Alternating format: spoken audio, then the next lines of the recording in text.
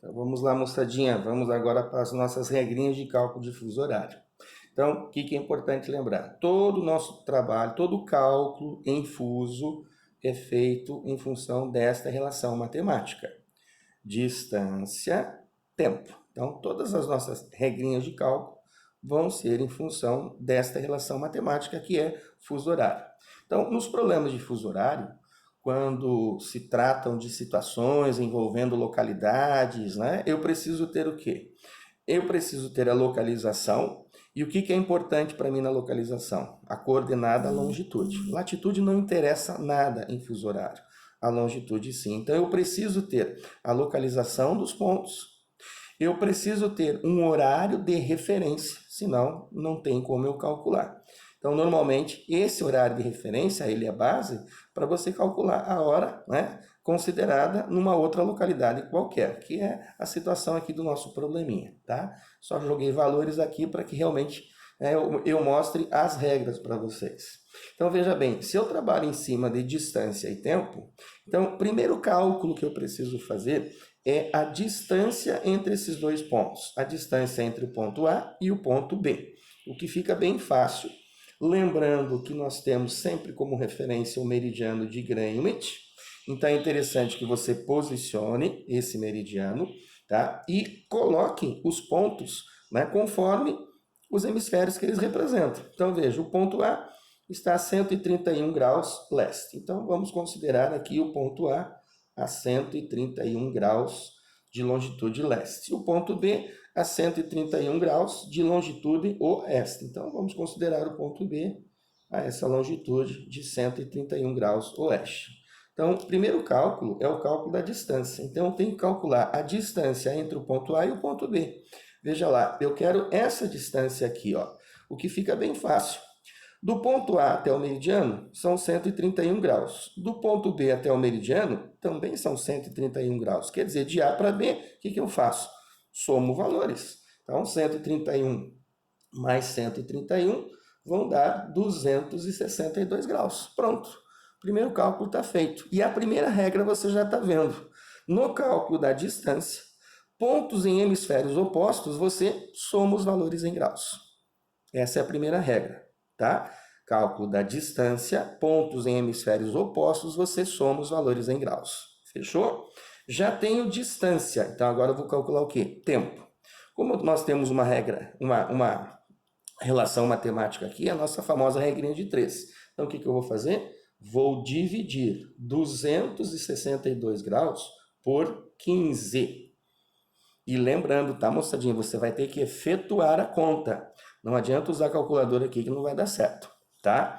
Então vamos efetuar a conta. 262 dividido por 15. Começamos aqui por 1, né? 1 vezes 5, 5. Para 6 falta 1. 1 vezes 1 para 2 falta 1. Baixo aqui. 112 continua sendo divisível por 15, né? Vai dar por 7. 7 vezes 5, 35 para 42. Faltam 7. 7 vezes 1, 7 com 4, 11. Para 11, nada. Eu tenho aqui ainda 7 graus, que é o resto. Só que esse 7 já não é mais divisível por 15, né? Na matemática básica, você seguiria essa conta, vírgula, zero, né? E segue. Em fuso horário, não. Nós vamos parar por quê? Porque esses 17 já são 17 horas. E esses 7 graus representa para mim um tempo em minuto. Então, eu preciso saber quantos minutos correspondem a cada grau. Então, simples, veja. 15 graus, 1 hora. Se eu escrever 15 graus, 60 minutos, eu mudei alguma coisa? Não, o tempo continua sendo o mesmo.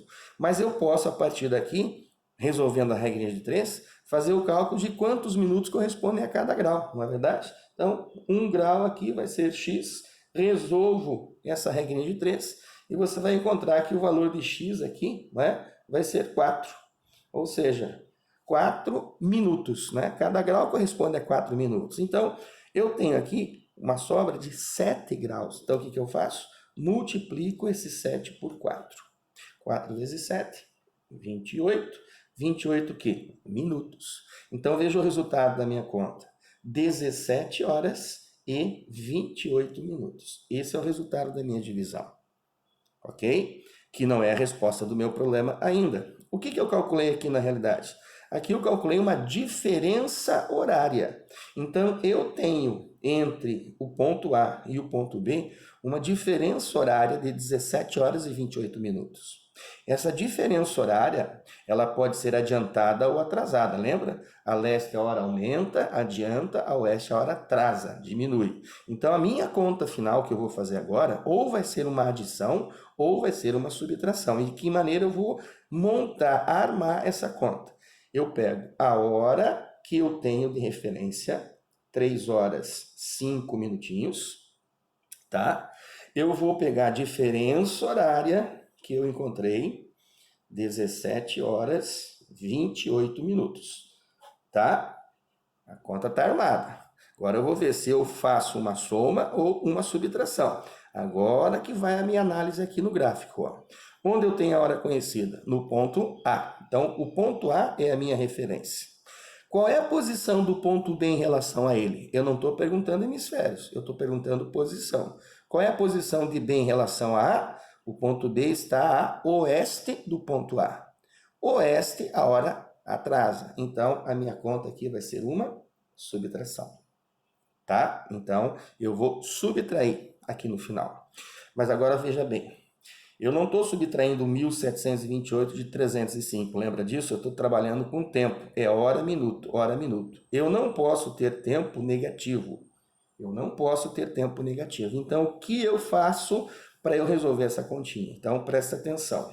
O dia em fuso horário tem 24 horas. Então, você vai pegar as 24 horas do dia, tá?